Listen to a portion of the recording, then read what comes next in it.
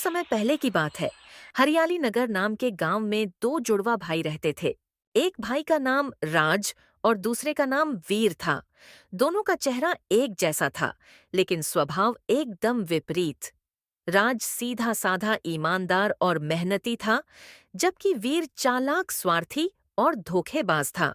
गांव वाले राज को बहुत पसंद करते थे और उसका सम्मान करते थे। वही वीर के झूठ और चालबाजियों से वे हमेशा परेशान रहते थे। वीर इसी बात से अपने भाई राज से नफरत करता था। वो हमेशा देखता था कि गांव वाले जब देखो तब राज की तारीफ करते थे। इसीलिए वीर हमेशा गांव वालों के सामने राज का नाम खराब करने की कोशिश में लगा रहता था। एक दिन इसी तरह वीर गांव के बाजार के पास से गुजर रहा था। तभी वो देखता है कि कुछ गांव वाले राज की ईमानदारी की तारीफ कर रहे होते हैं। देखो ना भाई, कैसा घोर कलयुग आया है। एक ही घर के दो भाई होते हुए भी दोनों में कितना जमीन आसमान का अंतर है। हाँ भाई, वो भी दोनों जुड़वा है। कहा राज नेक दिल और सबकी मदद करने वाला, और कहा वो ठग वीर, उसको देखकर तो मन करता है तुरंत पुलिस के हवाले करवा दूं। हाँ भाई, ठीक कहा तुमने। अगर वीर अपने भाई को देखकर नहीं सुधरा तो आज नहीं तो कल वीर पक्का जेल जाएगा। दोनों की बातें सुन वीर को बहुत गुस्सा आता है और वो इन दोनों को सबक सिखाने की सोचता है। बहुत बुरा हूं ना मैं। रुको, आज दोनों को दिखाता हूँ कि राज कितना अच्छा है और मैं कितना बुरा हूँ। वीर दोनों के सामने राज बनकर जाता है। नमस्ते चाचा, क्या हाल है? और धंधा पानी कैसा चल रहा है? किसी प्रकार की मदद की जरूरत हो तो बताना जरूर, हिचकिचाना मत। पहले तो दोनों थोड़ा आश्चर्य से वीर को देखने लगते हैं, क्योंकि दोनों को समझ नहीं आता कि यह राज है या वीर। अरे चाचा, डरिए मत, मैं हूँ राज। अरे हाँ राज बेटा, हमें तो पता है कि तुम ही हो, क्योंकि तुम्हारा नालायक भाई किसी से प्यार से बात कर ही नहीं सकता है। सही कहा श्याम भाई तुमने। वीर और इतने आदर सम्मान से बात, ऐसा तो हो ही नहीं सकता। दोनों के मुंह से खुद के लिए इतनी खरी खोटी सुन वीर को बहुत गुस्सा आता है, पर वो शांत रहकर सोचता है। कर लो जितनी बदनामी करनी है, अभी तुम दोनों को सबक सिखाता हूँ। हाँ, सही कहा चाचा आपने। हमारे पिताजी भी इस वीर से परेशान हो गए हैं, पर क्या करे, आखिर उनका बेटा है, वो भी कुछ नहीं कर पाते। चलो चाचा, उस बदतमीज की बात छोड़िए और बताइए, धंधा सही चल रहा है ना? कोई तकलीफ तो नहीं है? हाँ राज बेटा, सब मस्त चल रहा है राम जी की कृपा से। और तुम सुनाओ, कुछ खाओगे क्या? सेब खा लो, एकदम ताजा है। हाँ राज बेटा, केले खा लो, बहुत मीठे हैं। वीर अपने मन ही मन में सोचता है। अब तुम दोनों को दिखाता हूँ राज कितना अच्छा है। वैसे भूख तो लगी है। ठीक है चाचा, चलो कुछ केले और सेब खा ही लेता हूँ। इतना बोलते ही वीर दोनों के ठेलों से केले और सेब खाना शुरू कर देता है। उसको खाते देख श्याम सोचता है। अरे बाप रे बाप, राज खा तो ऐसे रहा है जैसे इसने कई सालों से कुछ नहीं खाया। अगर इसको किसी ने रोका नहीं तो ये तो पूरा ठेला ही खाली कर देगा।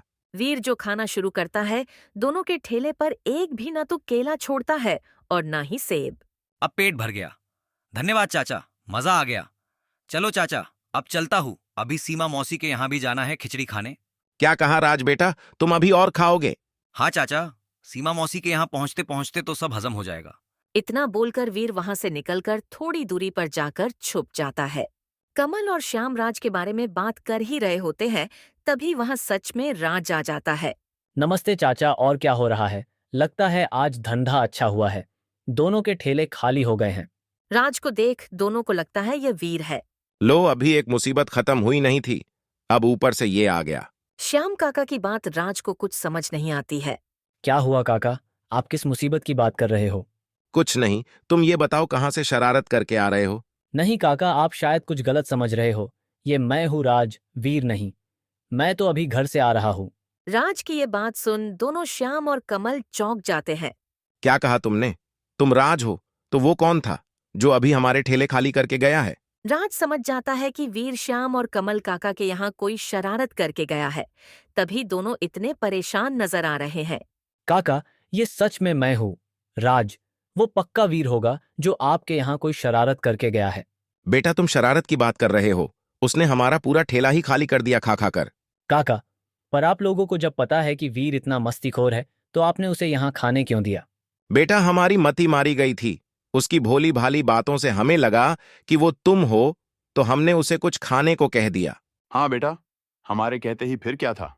उसने जो खाना शुरू किया तब तक नहीं रुका, जब तक सब खाली नहीं हो गया। अगर ऐसी बात है तो मैं आज घर पर जाकर उसका नाम पिताजी से जरूर बोल दूंगा। आप उसकी चिंता मत कीजिए। हाँ बेटा, जरूर बताना, क्योंकि उसने आज हमारा बहुत नुकसान कर दिया है। जब राज श्याम और कमल काका से बात कर ही रहा होता है, तभी वीर दूर से दोनों को चिढ़ाने लगता है। क्या हुआ काका? और करोगे मेरी बुराई? और राज, अगर तुमने पिताजी से मेरी शिकायत की तो मैं कल फिर से इन्हें और परेशान करूंगा। रुको वीर, यहाँ आओ और दोनों जान से माफी मांगो। मैं नहीं आने वाला। और मैं माफी क्यों मांगू? मैं तो चुपचाप यहां से जा रहा था। यही दोनों मेरी बुराई कर रहे थे। फिर वहां से वीर भाग जाता है। आप लोग चिंता मत कीजिए, मैं आज इसका पिताजी को नाम बोल दूंगा और आपका जितना भी नुकसान हुआ है उसकी भरपाई करने बोल दूंगा। हाँ बेटा, नुकसान तो हुआ है, और अगर तुम्हारे पिताजी उसकी भरपाई कर देंगे तो बड़ी मेहरबानी होगी। फिर राज भी वहां से अपने घर की तरफ निकल जाता है ताकि वो जाकर वीर की शिकायत कर सके। राज फटाफट अपने घर पहुंच जाता है और देखता है उसके पिताजी बिस्तर पर बैठकर कुछ सोच रहे हैं। पिताजी, आज फिर से वीर ने गांव वालों को परेशान किया है। अब क्या किया इस वीर ने? पिताजी, आज वीर ने मेरा नाम लेकर श्याम काका और कमल काका के सारे केले और सेब खा लिए और बाद में चिढ़ाकर वहां से भाग गया। अब क्या करूं मैं इस वीर का? जब देखो तब किसी न किसी को परेशान करता रहता है। हाँ पिताजी, आपको वीर को कोई सबक सिखाना चाहिए, वरना वो हर रोज किसी न किसी को परेशान करता रहेगा। आज उसने श्याम काका और कमल काका का जो नुकसान किया है उसका अब आपको नुकसान भरना पड़ेगा। वो तो भरना ही पड़ेगा बेटा, पर आज उसको आने दो, उसको इसकी सजा जरूर दूंगा। पिताजी बैठकर वीर का इंतजार करने लगते। थोड़ी देर बाद वीर घर आता है। वीर जब घर आता है तो पिताजी को इतना गुस्से में देख समझ जाता है कि राज ने उसका नाम बता दिया है। लगता है इस राज ने पिताजी को आज बाजार वाली बात बता दी है। अब तो पिताजी मुझे बहुत डांटेंगे। वीर को देखते ही उसके पिताजी भी बिस्तर से खड़े हो जाते हैं और उसको चिल्लाना शुरू कर देते हैं। आ गया नालायक, मिल गया तुझे घर आने का समय। भर गया तेरा मन पूरे गांव वालों को परेशान करके। क्या हुआ पिताजी? आप इतने गुस्से में क्यों हो? वाह बेटा, इतना भोला मत बन। परेशान हो चुका हूं मैं तेरी शिकायतें सुन सुनकर और लोगों को हर्जाना भर भर कर। आज तूने श्याम और कमल के साथ क्या किया? अब उसका हर्जाना कौन भरेगा? पिताजी, हर्जाना भरने की जरूरत नहीं है।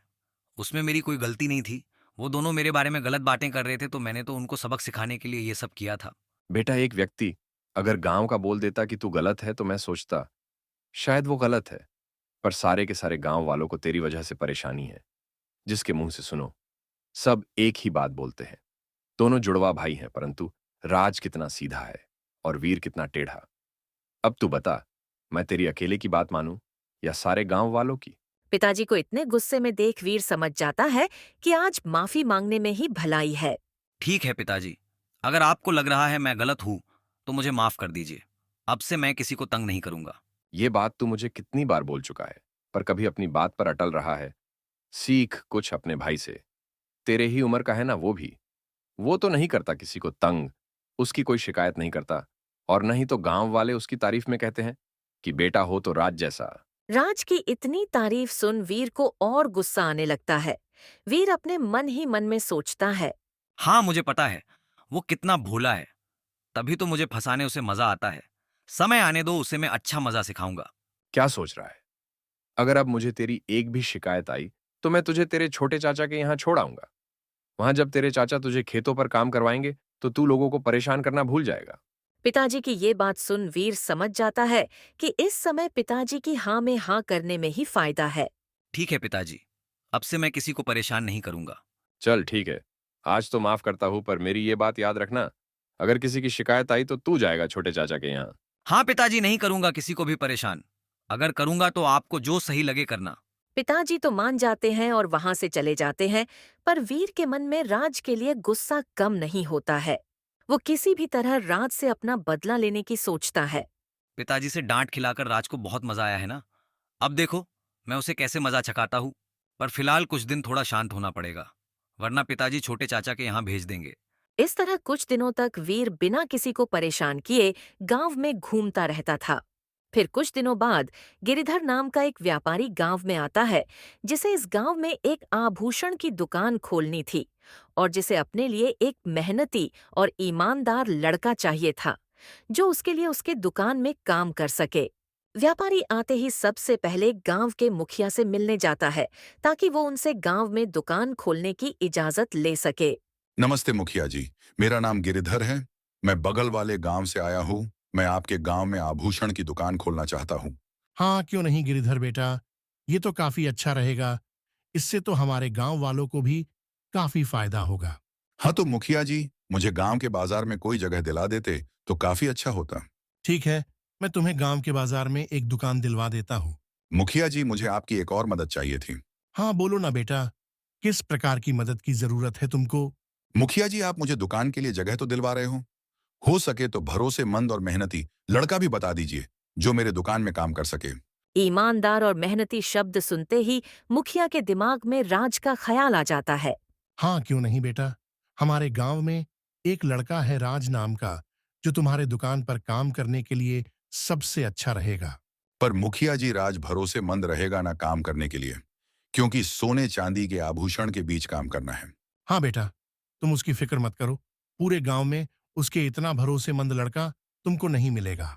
ठीक है मुखिया जी, अगर आपको सही लग रहा है तो जरा मेरे तरफ से बात कर लीजिए राज से इस सिलसिले में। ठीक है गिरिधर बेटा, मुझे राज जैसे ही मिलता है मैं उससे तुम्हारी दुकान में काम करने के बारे में पूछ लूंगा। गिरिधर मुखिया को धन्यवाद कह के वहां से चला जाता है।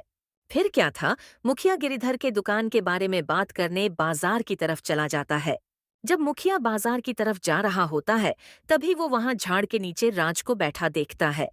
राज को देख मुखिया सोचता है, चलो अच्छा है, राज मुझे यही मिल गया, जाकर उससे गिरिधर के दुकान में काम करने के बारे में बात कर लेता हूँ। मुखिया राज से बात करने उसके पास पहुंच जाता है। राज बेटा, क्या तुम आभूषण की दुकान पर काम करोगे? यहाँ मुखिया से भी एक गलती हो गई थी। उसने वीर को राज समझ लिया था। मुखिया की ये बात सुन वीर पहले कुछ भी जवाब नहीं देता और थोड़ी देर सोचने लगता है। लगता है मुखिया काका ने मुझे राज समझ लिया है। चलो पहले इनकी पूरी बात सुन लेता हूँ। अगर मेरे कुछ काम की बात रही तो मैं इन्हें नहीं बताऊंगा कि मैं वीर हूं। बोलो बेटा राज, क्या सोच रहे हो? बड़ा ही अच्छा मौका है। अपने गांव में गिरिधर नाम का एक व्यापारी आभूषण की दुकान खोलने वाला है और उसे अपने दुकान पर काम करने के लिए कोई भरोसेमंद और मेहनती लड़का चाहिए था, तो मैंने उसे तुम्हारा नाम बोल दिया है। वीर जब देखता है कि मुखिया को भी राज पर कुछ ज्यादा ही भरोसा है, तो वो मुखिया से जानबूझकर वीर को दुकान पर लगाने की बात करता है।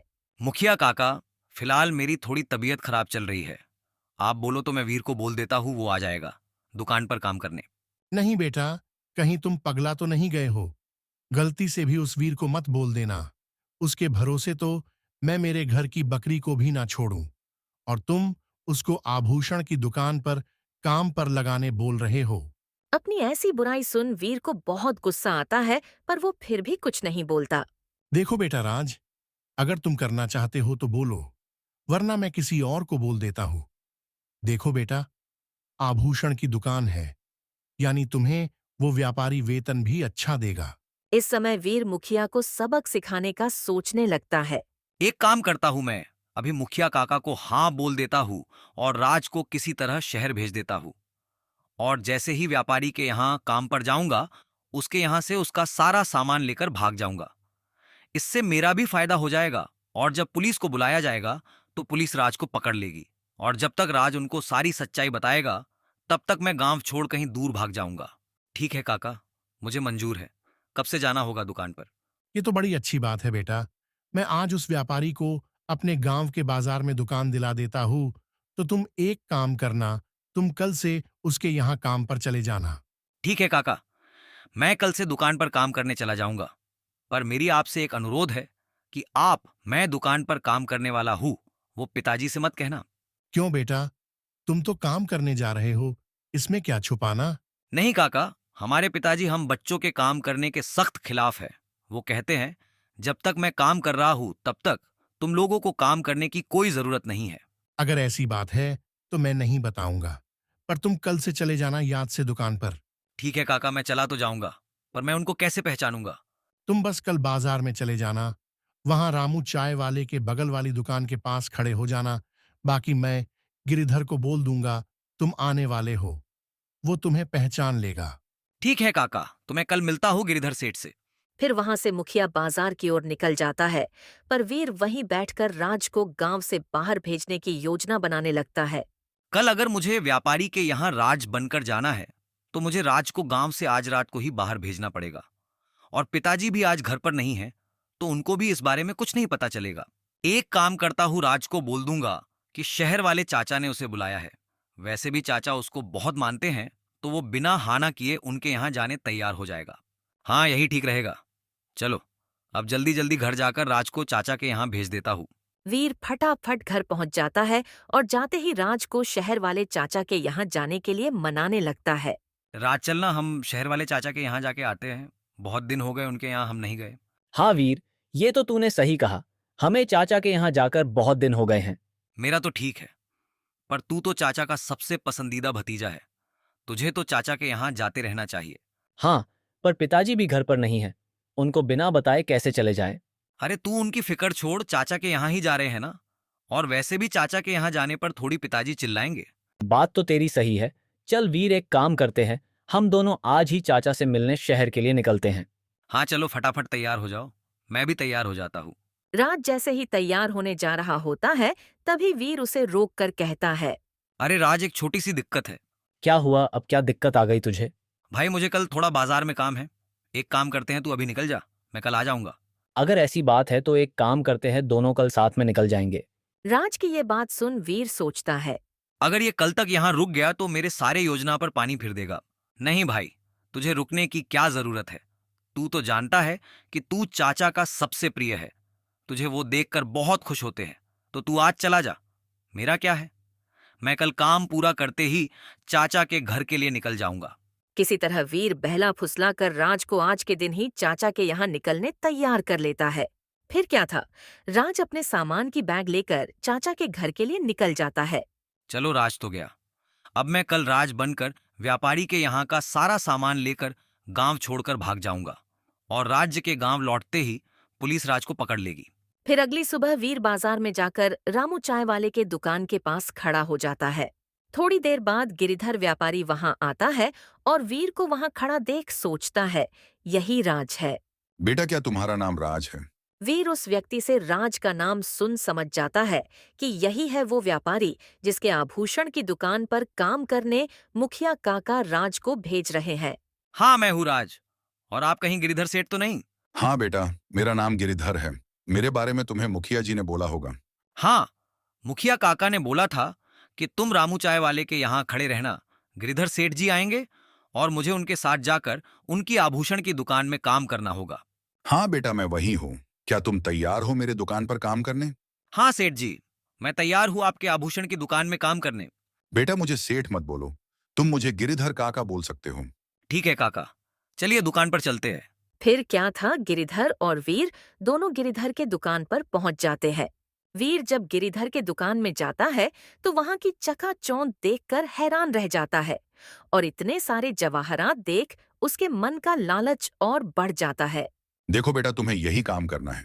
मुझे मुखिया जी ने बताया है कि तुम गांव के सबसे भरोसेमंद लड़के हो, इसीलिए मैं तुम्हारे भरोसे में ये दुकान छोड़कर मेरे दूसरे दुकान पर चला जाऊंगा, तो जरा दुकान का ध्यान रखना।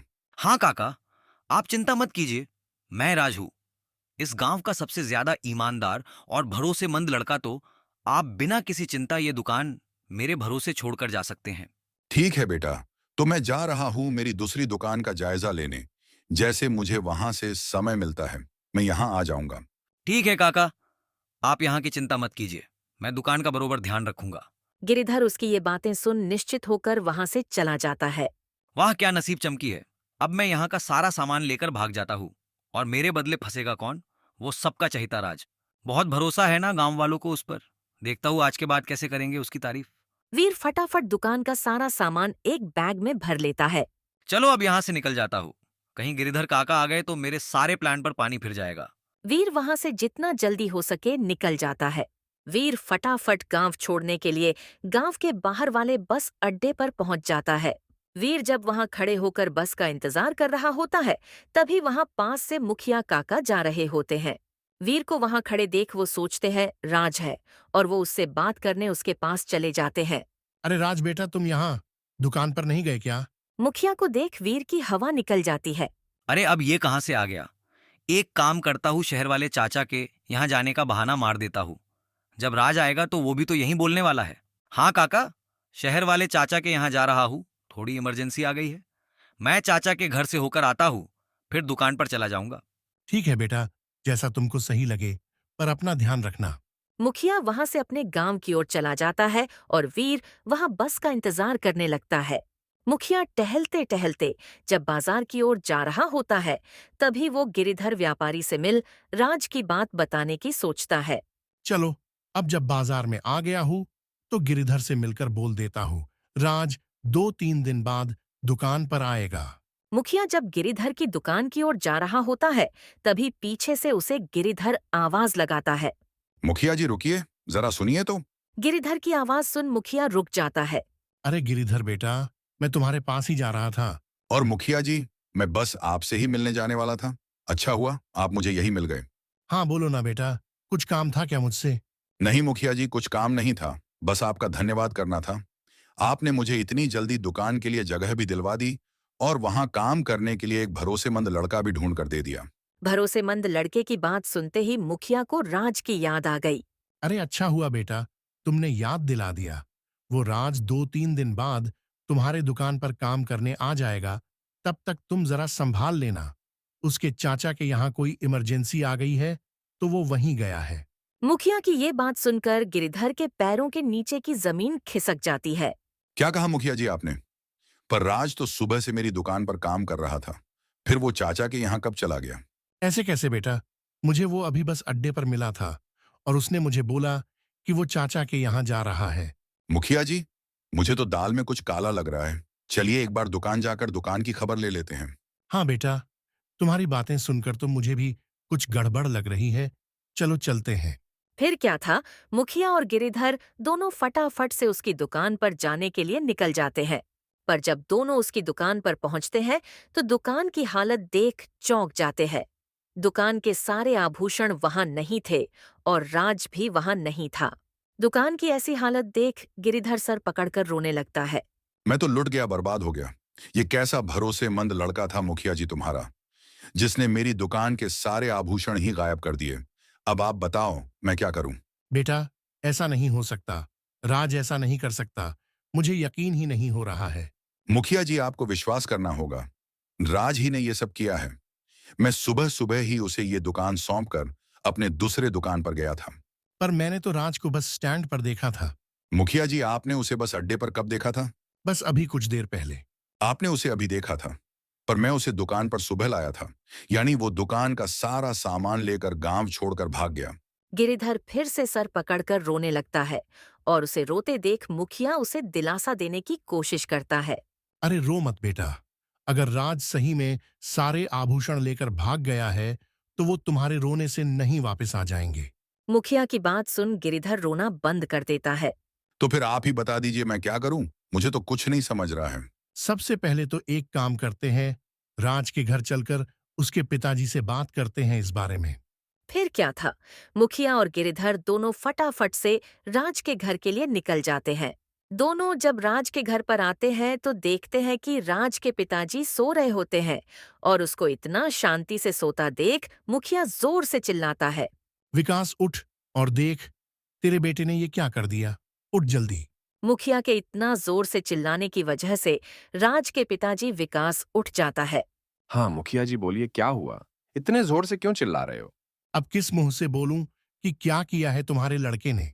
मुखिया की ये बात सुन उसे लगता है कि वीर ने फिर से कोई शरारत की है।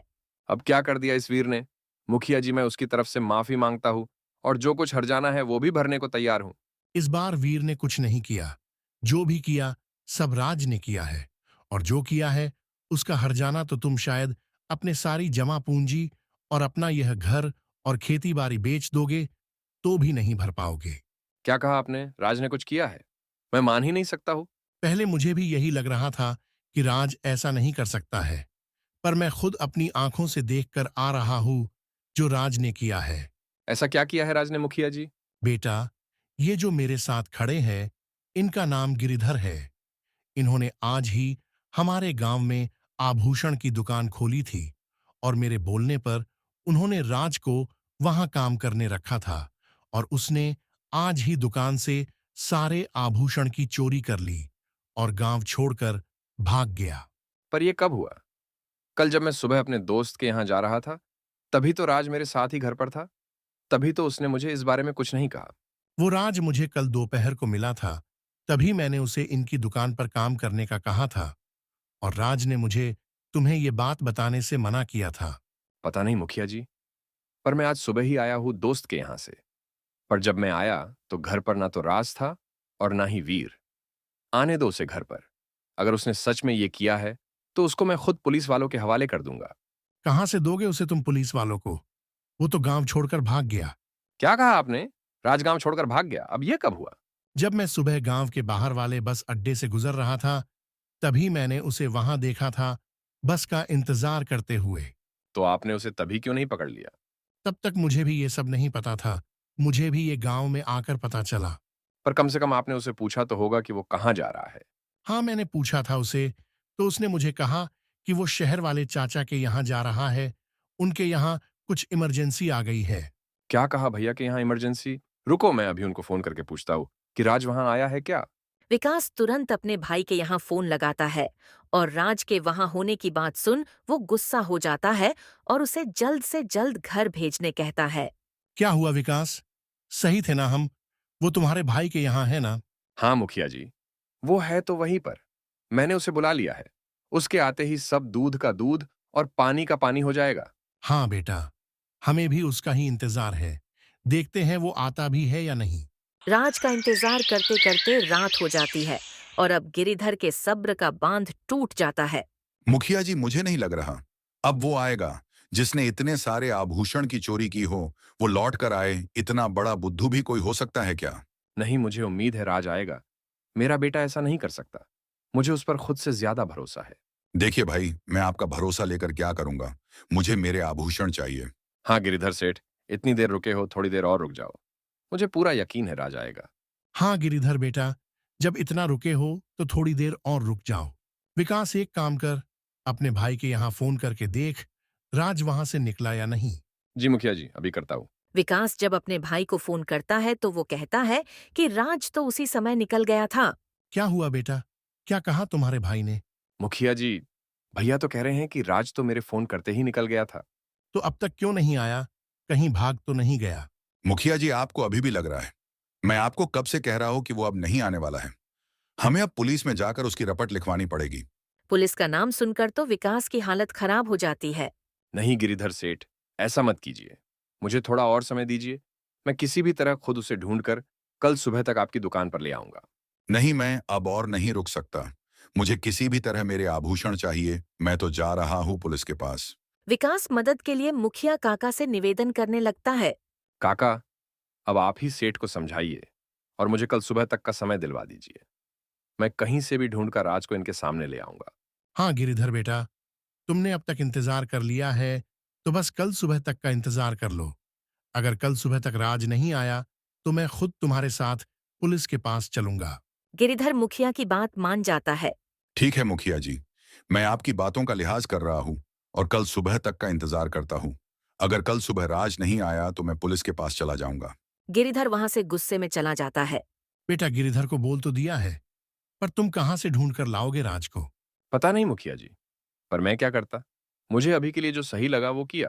बेटा, वीर का तो समझ आता है, पर राज ने ऐसा क्यों किया होगा?